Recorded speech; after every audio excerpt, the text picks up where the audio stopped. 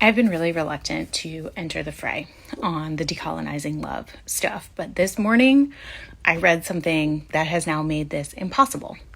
Hi, I'm Annie Undone. I've been offering peer support for 3 years. I've seen over 350 clients in several countries, and I was raised by a therapist. I am very clear about what is peer support and what is mental health, right? I consult with therapists on my peer supports, and I have something to say about what I read this morning that I guess I'm just honestly very disturbed by. Than my usual content, I hope you'll watch till the end. I also want to be really clear, I'm not trying to convince you of anything. I just feel a responsibility because I'm going to tell you what I see. What I see is this thing with decolonizing love is a microcosm of what is happening at the macro level in our country right now, where somebody is trying to frame a conversation, frame a community, and say my way or the highway. And I feel that critical thinking is more important than ever. Do I feel safe about making this video? No, I don't. And I think that my colleagues have all echoed similar sentiments, right? When you're taking on a giant, it doesn't feel good. It doesn't feel safe, but safety isn't always the point. I'm going to go ahead and post the screenshots. You can hold to read them. This is coming directly from Decolonizing Love, talking about their coaching that they do for their community.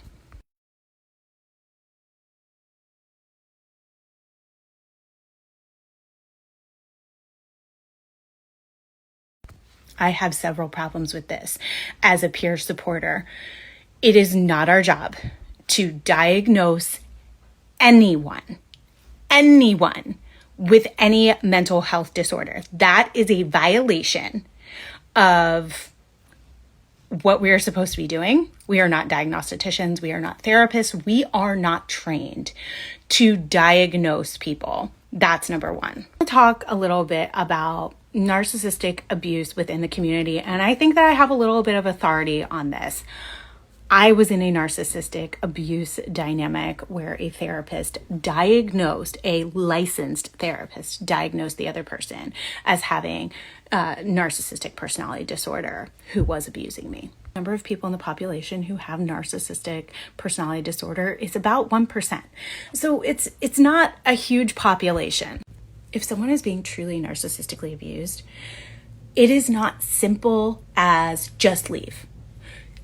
I want to impart how absolutely dangerous the point of leaving becomes for people who are experiencing abuse. It is the most unsafe time in a relationship, right? And people do come to me when they're in abusive dynamics. My advice is never, just leave. That would be incredibly irresponsible of me to do. That's horrible advice to give someone.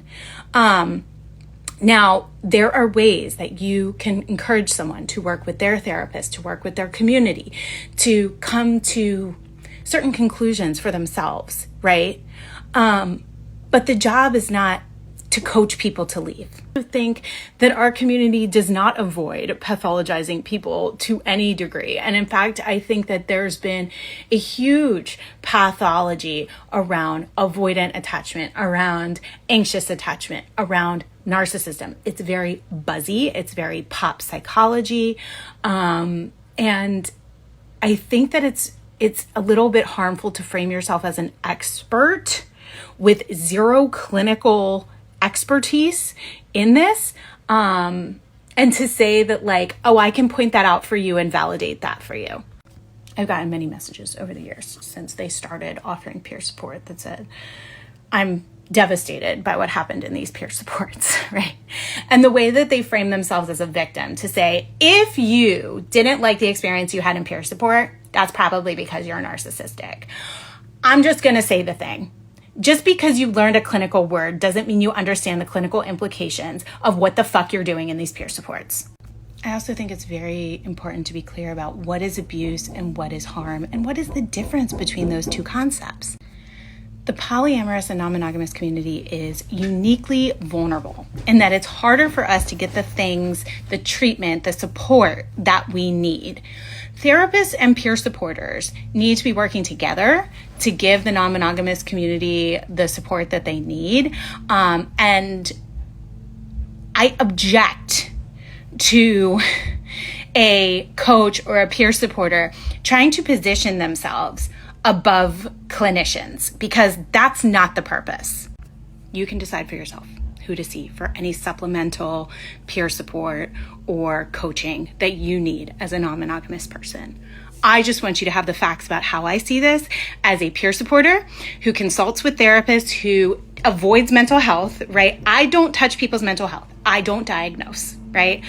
I'm not going to diagnose you. I'm not going to diagnose your partner. I'm not going to tell you how to care for your mental health. That is the job of your therapist. We're going to talk about relational stuff. We're going to talk about the dynamics. I'm going to say that pings me. That's good. That's not good. I've experienced this.